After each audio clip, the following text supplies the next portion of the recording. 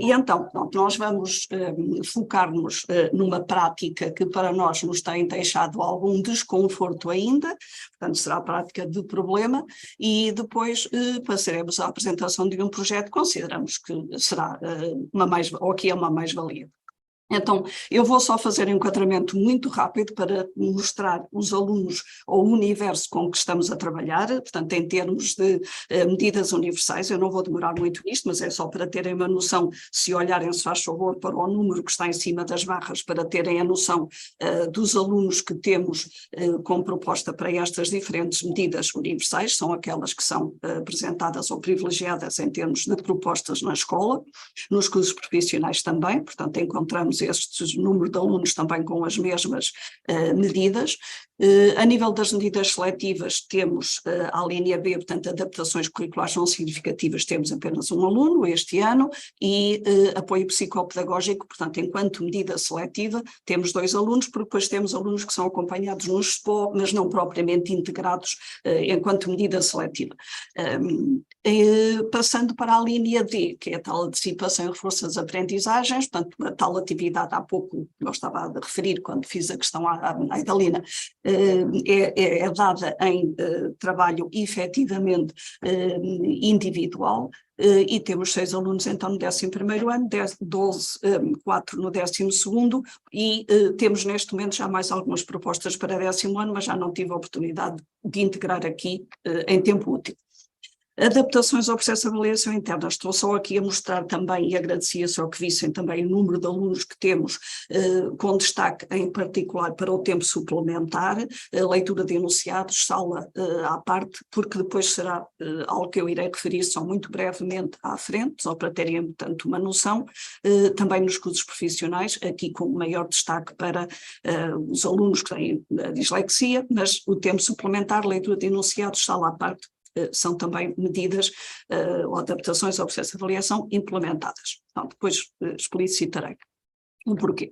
E então eu agora iria, para ir orientando para o tal problema, a tal prática que para nós nos deixa ainda algum desconforto, destacaria aqui, temos sem dúvida nenhuma para nós um fator ainda de constrangimento, é o elevado número de alunos por turma, temos turmas com 29, 30 alunos, portanto, o que obviamente quer a tutela queira dizer que não, é um obstáculo à boa prática inclusive. Temos a dificuldade, então, como eu estava a dizer há pouco, das adaptações ao processo de avaliação, sentimos que ainda há esta dificuldade de implementar algumas destas adaptações, nomeadamente estas que eu aqui destaco, o tempo suplementar, sala separada, leitura de enunciados, isto em contexto de ensino secundário torna-se bastante difícil fazer a gestão de espaços de recursos humanos para fazer ou implementar estas medidas, portanto é um aspecto que nós ainda precisamos de trabalhar mais, mas depois agora ia focar a minha intervenção então em particular na implementação da linha E do artigo 8º.2. E isto porquê? Porque é algo que, como eu disse há pouco, nos deixa desconfortáveis em termos de escola, o sentirmos que há um investimento da escola em termos de recursos humanos, professores disponibilizados para salas de apoio, centros de estudo, como lhe queremos chamar. Este ano adotámos a designação de centros de apoio, mas sentimos que continua a haver um nível bastante acentuado ainda de rejeição da frequência dessas atividades por parte de alunos, quando eles são maiores de idade, obviamente, e temos bastantes situações nesse caso, como compreenderão, e de encarregados de educação. E então, eu vou mostrar só estes números, são números de 21, 22,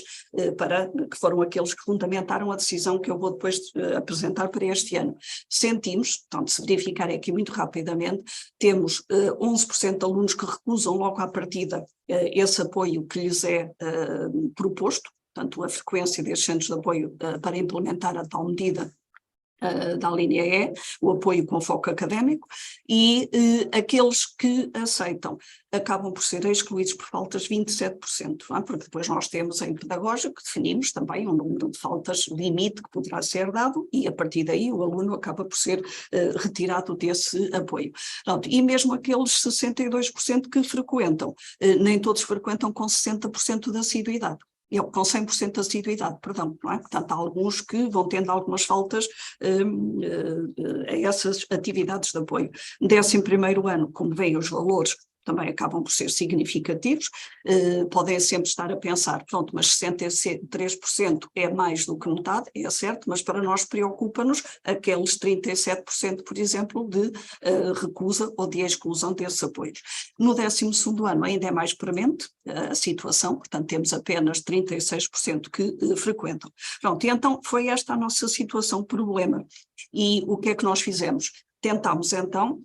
com base em aplicação de questionários alunos encarregados de educação pela equipa de autoavaliação da escola, precisamente tentando perceber o porquê dessa rejeição aos apoios, e os motivos mais apresentados eram ou porque tinham explicações lá fora, portanto apoio lá fora, ou porque o horário não era conveniente. Portanto, foi mesmo esta a medida mais, a razão mais referida. Pronto, e então nós fizemos monitorização ao longo do ano letivo, recolhendo dados nas atas de conselhos de turma, analisar os relatórios que os docentes de apoio têm de elaborar, analisámos dados em reuniões da EMEI, obviamente, foram levados a pedagógico e as deliberações que foram saindo então foi esta ação de melhoria, tentar para este ano readaptar os horários de apoio e então tentámos centrar os horários de apoio à hora dos blocos de almoço, portanto a última hora da manhã e a primeira hora da parte da tarde, do turno da tarde. Para quê? Para que todos os alunos, em todas as turmas, pudessem ter hipótese de frequentar e não dizerem ou não arranjarem a desculpa de que não podiam vir ao apoio porque tinham a tarde livre e tinham cá vir à tarde, não fazia sentido. Assim, os apoios estão centrados maioritariamente nesse rol. Portanto, fizemos esse reajuste de horários em função da mecha horária de cada nível de ensino. E tentámos uma outra ação de melhoria. Tornámos esses apoios de frequência facultativa, portanto já não há aquela proposta e depois a frequência obrigatória que levaria à exclusão de faltas, portanto é facultativa, pensámos que com alunos, enfim, de ensino secundário, 15, 16, 17, 18 anos, essa medida funcionaria ou esse método seria mais apetecível e pensamos nós, uma mais-valia é que o aluno pode selecionar o horário de apoio que mais lhe convier. Ele pode ir à segunda-feira, à sexta, à quinta,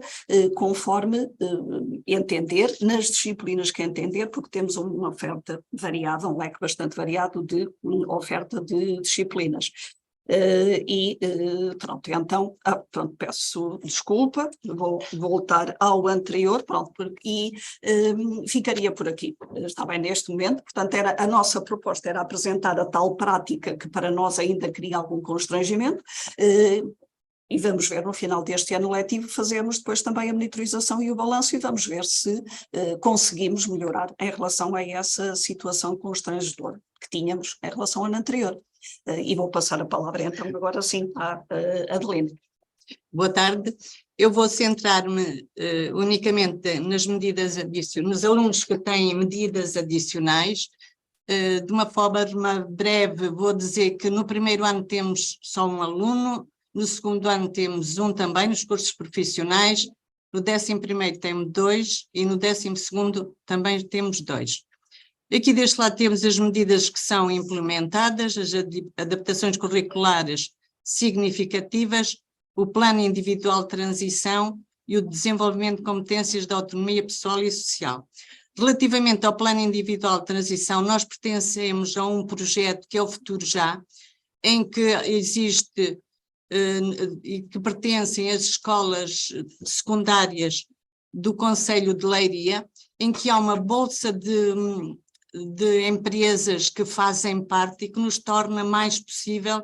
e que nos facilita o encaminhamento destes alunos para a transição da vida pós-escolar. Tentamos sempre que sejam empresas que lhe deem depois emprego, caso sejam alunos com essas competências, e isso tem surtido algum efeito, porque há empresas nas várias vertentes de formação. Relativamente aqui aos cursos que eles estão a frequentar, há um aluno, uma aluna, no curso de Design de Interiores Exteriores, no primeiro ano, e há outro no segundo ano de designer de interiores e exteriores também. Sim. Aqui, relativamente ao 11º ano, temos 2 alunos, um deles em Ciências e Tecnologias, que frequenta ali só 2 disciplinas, que é um aluno com multideficiência, que é apoiado por uma assistente operacional a tempo inteiro, e em Educação Física não vai à disciplina de Educação Física, mas é acompanhado por um professor em que lhe dá aulas individuais e o acompanha de uma forma mais individualizada. 12º ano temos 2 alunos e relativamente ao aluno que frequenta as aplicações informáticas, eu depois vou falar num projeto que está a ser desenvolvido na área da robótica entre o Centro de Apoio à Aprendizagem e a turma que o aluno frequenta. Agora, outras atividades que nós desenvolvemos no CAA, pronto, é o desporto escolar, que é uma área muito importante. Temos o CRID, que os alunos se deslocam semanalmente, no CRID, sim, aqui então, no CRID, que os alunos se deslocam semanalmente a atividades de desenvolvimento cognitivo. Temos o CRI, terapeuta da fala, terapeuta ocupacional e a psicóloga. Temos projetos que desenvolvemos com a biblioteca escolar. Temos o projeto Eletrão, que já vem sendo desenvolvido desde o ano passado e que temos tido algum sucesso, em que são os alunos que divulgam, sensibilizam a comunidade escolar no sentido de trazerem também desde garrafões, desde materiais também eletrónicos e termos alguma funcionalidade com isso. O projeto Horta Biológica vai começar a ser desenvolvido agora, que é na área da cidadania e desenvolvimento, com os alunos das escolas, das turmas normais, em que eles estão integrados em todas as atividades que vão ser, porque ainda não está a ser implementado, que vão ser desenvolvidas. Depois o projeto Robótica, que eu já falei também, que está a ser desenvolvido no CAA, mas em parceria com a turma do aluno que está a frequentar a disciplina das aplicações informáticas, e que trouxe-vos só 2 videozinhos muito pequeninos, mas que, de certa forma, exemplifica e demonstra aquilo que está a ser feito com estes alunos. Eles têm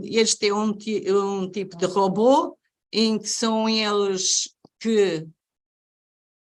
Fizeram programação. Sim, são eles que programam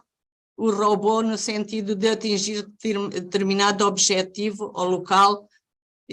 O jogo foi completamente todo feito por eles, idealizado por eles, planificado. Depois, este é um robô diferente, que tem todos os comandos no computador, e que depois são eles que os transmitem ao robô, e que o robô depois exemplifica, mas de uma forma sem estar ligado ao computador. Este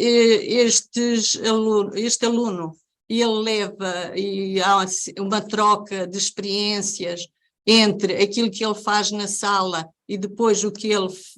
vai fazer na sala de aula, vai sempre demonstrando aquilo que vai desenvolvendo na sala do CAA.